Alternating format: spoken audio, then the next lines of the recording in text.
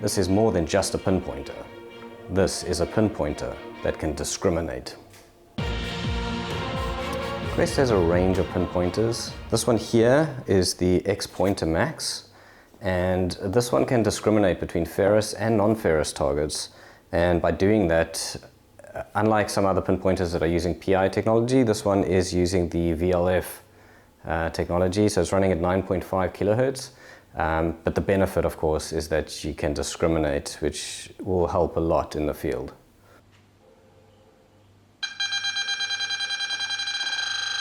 I went out to test this beast at the beach the other day, and it really blew my mind. I was operating in an area where it was so rocky, and I was just trying to get in between the rocks, something that my bigger detector just couldn't help me with. And by having the ability to identify iron from non-iron targets, this just helped me a stack. I would have just been digging and digging and digging all day long had I not had this particular pinpointer. And I even managed to find a ring that day. It wasn't gold, wasn't silver, but a ring's a ring, right? And yeah, it was just so handy to be able to have that feature where I could turn on the discrimination and check first whether it's iron or not before I start digging. So some might say they don't need discrimination on a pinpointer. Pinpointer is just there to help you locate the target that you've already found, and that's very true for most cases. But that's fair enough. There's an option in the settings where you can just turn off discrimination if you don't want to use it. But being able to turn that discrimination on when you want to, that just makes this leaps and bounds above the rest that's out there at the moment. If you have the discrimination setting on, it will give you 3 different indications about the target. Ferrous items will give off a different tone to a non-ferrous. The light on the pointer will either flash red for ferrous or green for non-ferrous, and the OLED display will show X's for ferrous and zeros for non-ferrous.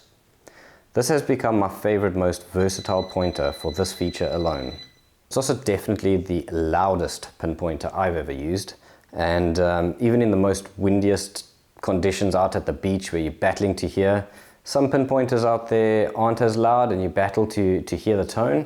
With this one, you're going to have absolutely no difficulty in hearing. It is super loud, and obviously you've got a volume control that you can change the setting, but when you go to loud, it's loud. So in terms of sensitivity, it's the most sensitive pointer I've ever used, giving great depth as well.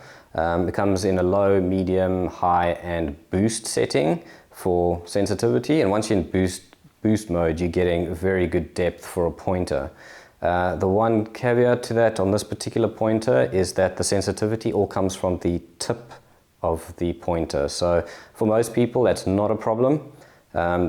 Usually you're digging around in your target, you know, and looking with the tip. However, the side over here I find is not sensitive at all, and it's very hit and miss. Sometimes it won't even pick up the target at all. But from the tip, that's 100% accurate, and that's where you're getting your depth from.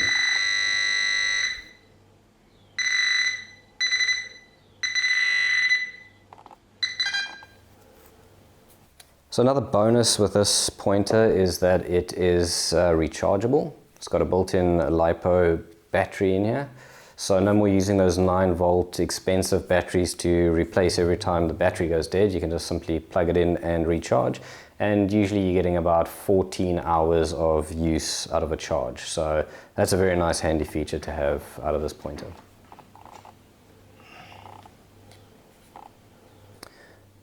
In the box, they actually come with 2 rubber caps that you can put at the end of your pointer here, which is really nice to have as well, because a lot of people wear out their caps very quickly. So it's nice that they gave 2 of those in a box.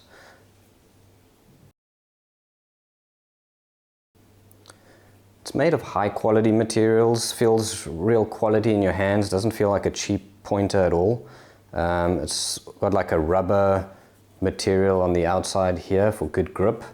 And in fact, even the holster, this Quest holster, is probably one of the nicest holsters that I've seen. Comes with a Quest stitching or embroidered logo on there.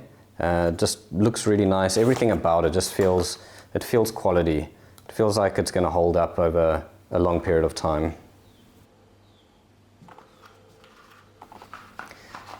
It is waterproof down to 3 meters, so great for those guys that want to go use it in the water. Some people might say or think because it's VLF that it won't work as well as the PI pinpointers in the seawater for false signals. This isn't the case here.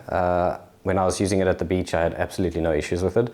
And if you do get false signals, like most other pinpointers, there's the retune function. You just press the power button once, and it will retune to tune out the seawater that it's picking up, and thereafter it will just find the target and not the seawater. And you can do that multiple times, so if you find you keep getting false targets, just tune out once. If it's still happening, tune it out again, and then there's usually no issue at all. So no problem. I used it at the seawater and it was great.